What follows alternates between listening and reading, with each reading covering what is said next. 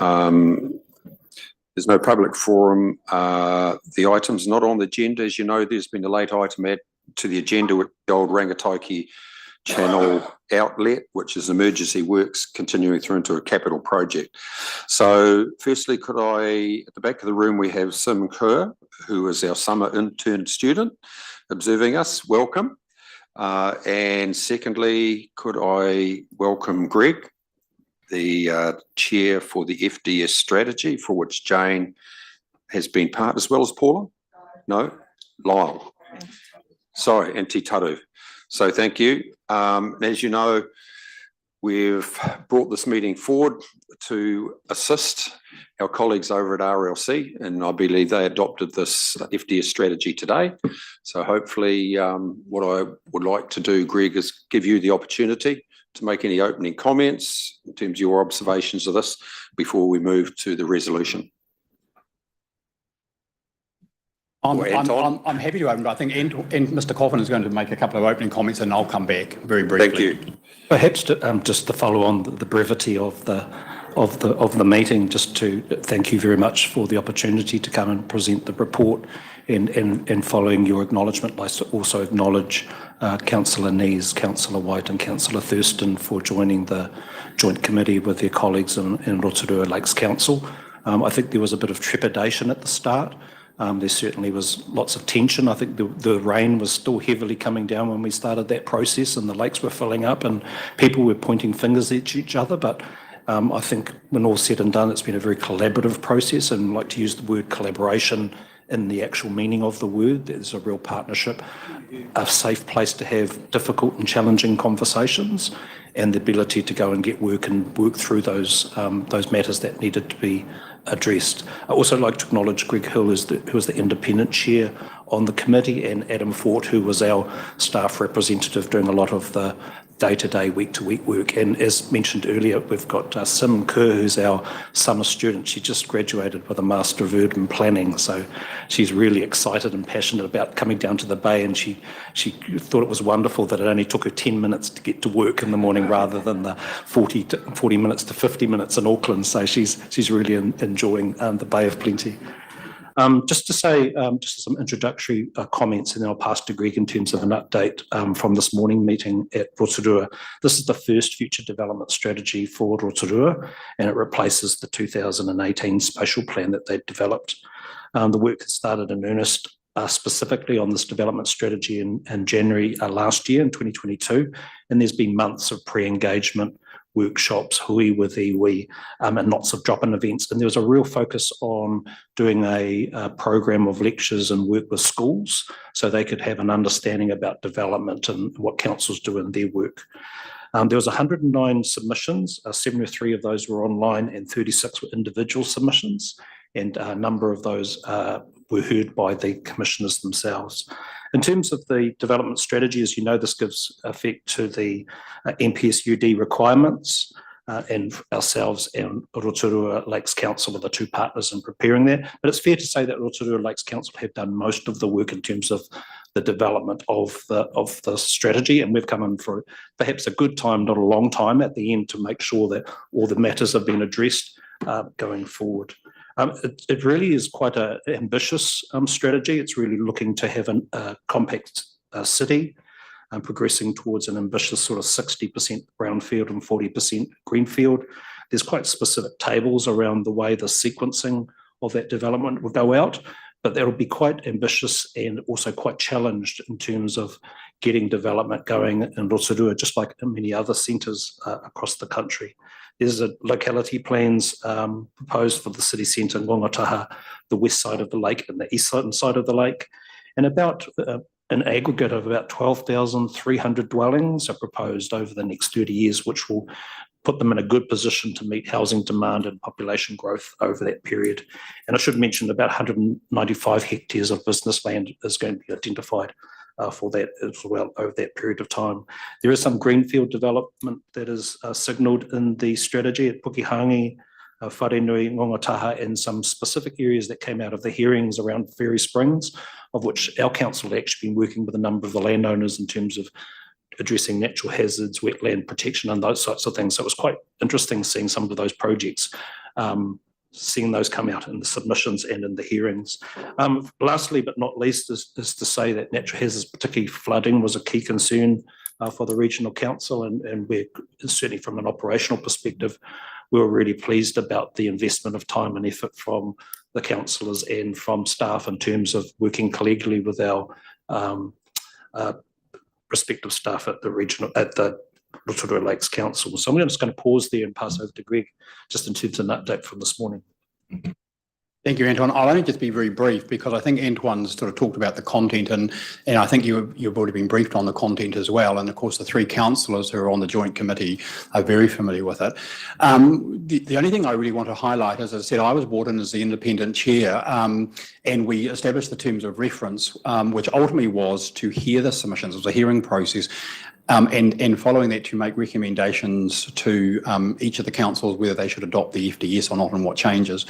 And also, I think quite importantly, the terms of reference said that the councils should strive for a consensus, and that's exactly what happened. There was a full-scale consensus, and in fact, there was no disagreements. I mean, clearly, in terms of the deliberations, there was discussions backwards and forwards about what should be in and what should be out. But ultimately, between the joint committee between the two councillors and me, there was no issues that were outstanding. So there was a clear consensus. I think part of that was based on, I think, Rotorua District Council and the Bay of Plenty Regional Council had done a really good job in terms of putting the FDS out. It was really well underpinned by sort of technical studies, technical work.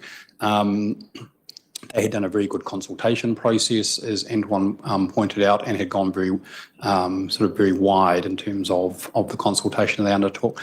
Ultimately, we only had 26 submitters turn up before us, spanned over 3 days, and very few changes, substantial changes were made to the document following the notification of the draft, and that was the additional properties that Antoine put out. And as the Chair pointed out, the Rotorua District Council this morning did adopt the plan by a majority. Thank you. I'm happy to answer any questions, but that was basically the process that we ran. Thank you, Greg. Councillors, any questions? Councillor Thurston. Councillor Crosby. Just a general comment, Chairman, but on behalf of my colleagues, Councillor Nees and Councillor White, I'd like to acknowledge you, Chairman Hill, for the outstanding job that you did. I thank you for that most sincerely, but Chairman, it was a unique opportunity for the two councils, and I know an oft-used expression is collaboration, but I think we really did see collaboration, correct me if I'm wrong, Councillor White and Councillor Nees, in full action on this. And as I said to our CEO the other day, I hope that goodwill is harnessed going forward. The FDS itself is unique, and it will be an effective document, and it will support Rotorua's development for the next 30 years. But I'd also like at some stage to formally move the recommendations, and if you're so willing, Chairman, I'd like to add a 7th one, that we formally acknowledge the staff of the two councils. As independent Chairman Hill has said, did an absolutely outstanding piece of work in preparing all the documents put before us. So I'd like to move a 7th part to the recommendations if you're agreeable, but thank you for the opportunity to say a few words. Thank you, Councillor Thurston, and I'll accept that. That moving with the extra. Councillor Crosby. Yeah, thank you. Just briefly, and thank you for the report and the work you've done. It's tremendous. Next steps is the implementation plan. So have they got a timeline for that, and how would it align, if at all, to the LTP process in terms of momentum? We're basically starting on the implementation plan already in terms of some of the project team discussions amongst staff through to around February, March next year, by which time the sort of graphics glossy version of the FDS will be finalised and published on the web alongside some summary material and FAQs. So really looking at keeping the foot hard down on the pedal and progressing the project right through to February, March next year. But it's fair to say, I think, from this morning that it's already informing their LTP and infrastructure strategy conversations. Thanks. Chitaru. Ka mihi kia koutou e pai ana tō kōrero ki a mātou I tēnei rā. Look, thank you, Greg. I just want to endorse Councillor Thurston's comments. It's been a really, really interesting partnership, I would like to put it, as opposed to a collaboration, because it felt like a partnership. And it was a sort of a rare moment to experience, really, and I hope it all goes well for the future. Yeah, I would like to endorse the fact that the staff were incredible. And, I certainly like to acknowledge the Rotorua Lakes Council staff. And of course, Anton, you mentioned that we sort of come in at the nice end, but no, you had to work together behind the scenes as well to make it what it was. It's very challenging for any community to come together. And even in the submissions, they were well heard. I know that Te Arawa has an important role in there, certainly as a significant resource owner that was recognised, and also the fact that they have a very comprehensive and a solid Te Arawa vision for 2050 and the next 30 years, which is a document that is probably quite rare in iwi spaces to have a waka come together in that way and to articulate very clearly the reasons why they see this future the way it will be. And so that was embraced because I know that within the FDS, that is a document that has been referenced and therefore there's great expectations that partnership between Te Arawa and the community be alive, real and well positioned in a document that goes way back to the time of first arrival right through. So with that said, I would certainly say mihi to my colleagues online from Rotorua, our whanaunga, our colleagues, and say, this has been a most enjoyable journey to the Mayor of Rotorua and to those fellows who are on the hearing panel. I know them all well, and so does Lyle, and so they're close to us, but when it comes down to Regional Council and Lakes Council, having that closeness sort of exemplar in the outcome is something very special. So, Mr. Chair, I'd like to second the motion that was been moved by Councillor Thurston to accept the recommendations to accept the FDS as presented. Kia ora. Thank you, Councillor White. Any other comments? Yeah, once again, congratulations. It's a very clear and easy to read report. I'm just interested in sort of it's following on from the next steps sort of level, and I'm aware that so with this growth, you've done quite a bit of you have quite a bit there about infrastructure and so on. I'm interested in what your thoughts were with commuting and addressing that as an issue. And secondly, the Ministry of Education seems to be implying that there aren't going to be any extra schools, which you identified as a need. So I'm wondering if the next step is engaging with other partners. I'll address just in the way the FDS went and some of the submissions and the issue of commuting. I'm assuming you're referring to sort of State Highway 36 and Nongataha and Tauriko. And again, that was clearly brought up by a number of government agencies, particularly Waka Kotahi. Waka Kotahi asked that Nongataha not developed to the extent that the FDS had initially put out, and certainly were saying that a number of the submissions were asking for more land shouldn't be included. And the report has clearly addressed that. It clearly identified that as an issue.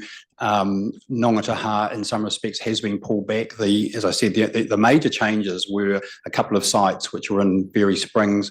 And so what we've tried to do, what the Joint Committee has recommended, is that Nongataha is consolidated, accepting that some of it's longer term, but also accepting that the FDS ultimately does oversupply, but because of issues like ownership patterns and development aspirations, that we think it hits the right level.